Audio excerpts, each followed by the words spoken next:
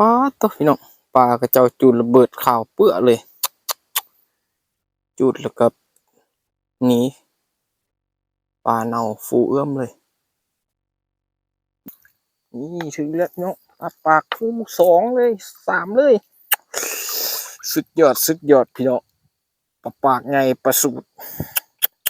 เก็บพี่น้องข้างบนสบายดียามเช้าพี่น้องนี่ก็ออกมายามมองพี่น้องก็มาฮอดท่าแล้วโอ้ฝนตกแห้งหลายเมื่อคืนนี้โอ้คิดว่าเหือสิลมหรือบุลมสิเนาะเหือกันเลยไปเดี๋ยวเราลงไปยามกันเลยอากาศยามเช้าพี่น้องฝนตกเต็มคืนพี่ก็เลื่อนเนาะฝนก็ได้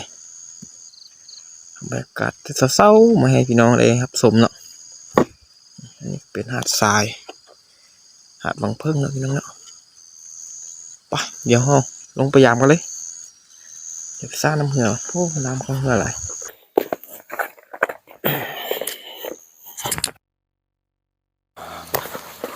น้ำของเหือเกือบเต็มใส่เหือกัน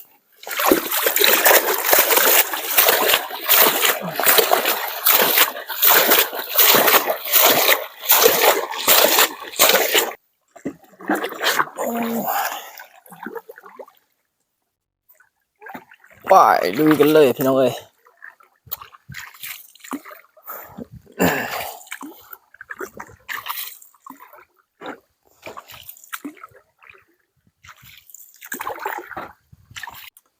ป๊าดตัวพี่น้องปลากระเจ้าจูดระเบิดข่าวเปื้อเลยจูดแล้วก็หนี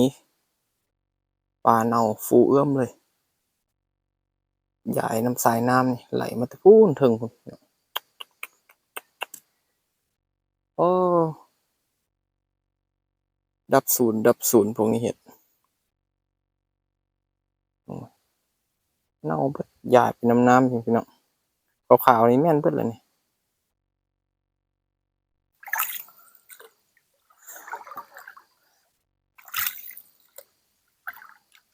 กำลังพายเรือ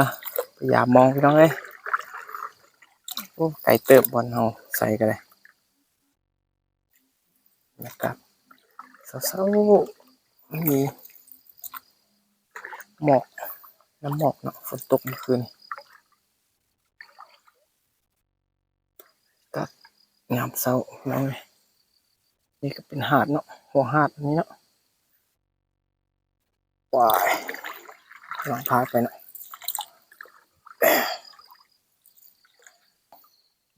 มองละมาลุ้นน้ำกันสีมานอยู่บ่สีใดป่าปิงอยู่เนาะฝนตกแห้งหลายเมื่อคืนนี่โอ้สีเต็มเลยบุถึกป่าอยู่บ่มอง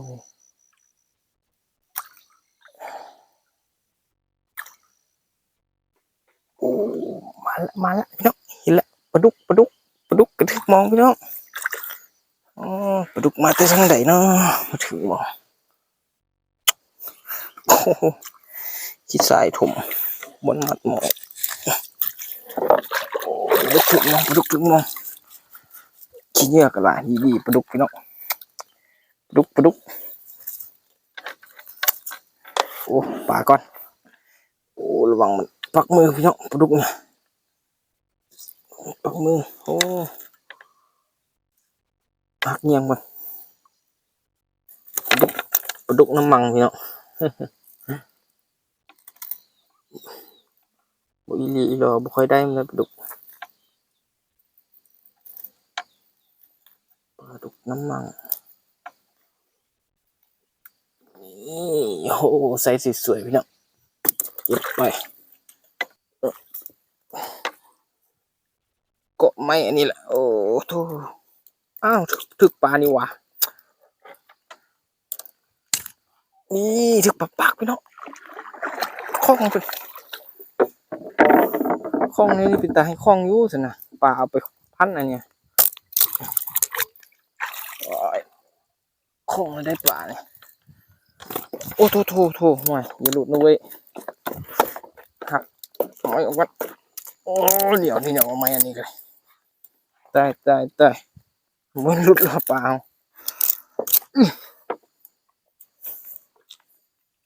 โอ้ยขึ้นก่อนโอ้โถนี่ปากใหญ่นี่พี่น้องโอ้โถหนาวมันเข้าลวงได้มันวะปลาใหญ่กันมองไว้ปลามอง7-8 เซนเท่านั้นเนี่ยถึงมอง5 เซนมาแล้วพี่น้องมาแล้วนี่พี่น้องสุดยอดอ้าวตัวแรกมาละมอง5 เซนได้ตัวเดียวนะมาละมาแบบเงียบๆเว้ยปากมันถึงเป็นเมื่อวานก็ยามกับคืนนี่นะปากพี่น้องเก็บไป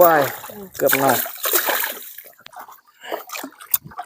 มาเดี๋ยวมายามมอง6 เซนพี่น้อง6 เซนเอาโอ้มือเต็มเลยเ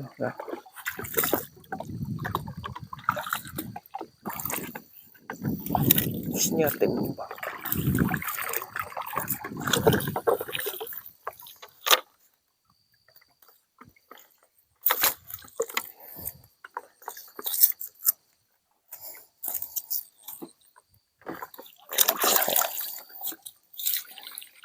ปลาดึกละปลาตุ๊ปลาสกางพันยังไงเลยปลาสกางปากโอ้โถ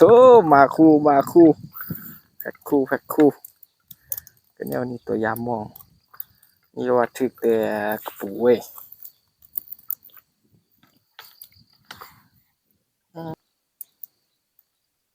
สวยปุดได้นี่เก็บไป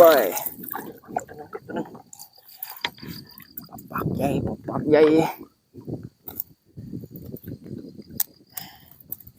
ต้องเอาทางมันเอามันออกทางมันเข้าเก็บไปต่อพี่น้อง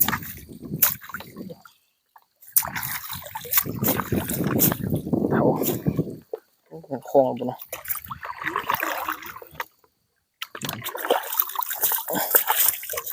ยึกเลยพี่น้องปลายังปากคือเก่าพี่น้องปากสุดยอดปากถึกใหม่ๆเลยพี่น้องเลยโอ้จับแน่นสีดินไปนี่ถึงแล้วพี่น้องปากคู่2เลย3เลยสุดยอดพี่น้องปากไงประสูตรเก็บพี่น้องไม่บวนประสูตรเลยปางบุสุดเก็บไปกดปาก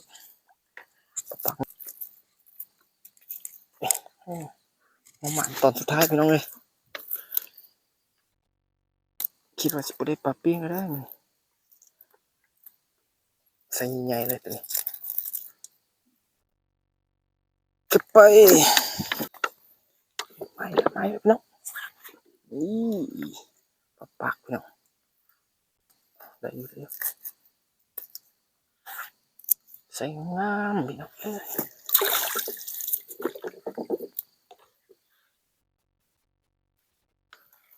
โอ้กำลังถึกดีสุดเลย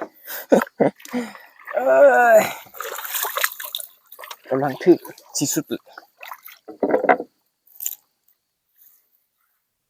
สีสุดเดียว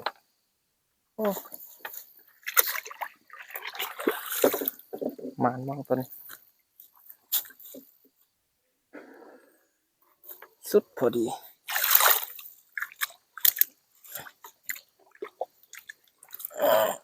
เกลียดจังเลย สุดแล้วพี่น้องมาเดี๋ยวสรุปผลงานผลงานของมันนี่พอได้ปีกอยู่คิดว่าสิบ่ได้ป่าแล้วมันนี่ได้อยู่เนาะ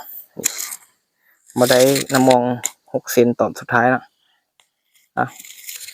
อยู่หากินพี่น้องเลยพอได้อยู่ได้กินอยู่มันนี้ก็ได้พอได้ปิ้งอยู่เนาะปลาสดๆพี่น้องเลยมาเด้อมาเอาไปปิ้งเด้อพี่น้องเด้อพบกันคลิปหน้าเด้อฝากกดไลค์กดแชร์กดติดตามช่องทาง YouTube เลยเด้อ